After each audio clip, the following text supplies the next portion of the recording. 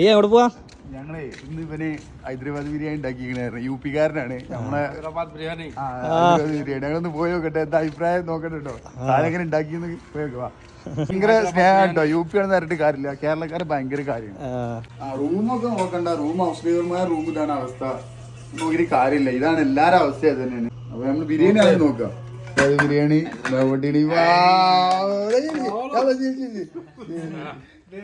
ഇതാണ് കേട്ടോ മക്കളെ, ഇത് വളരെ വെറൈറ്റി ആണ്.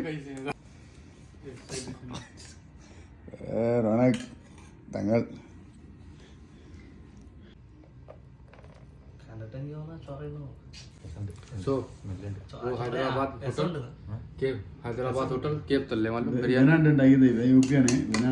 എങ്ങനെയുണ്ട് സാധനം? എങ്ങനെയുണ്ട് അഭിപ്രായം പറയും.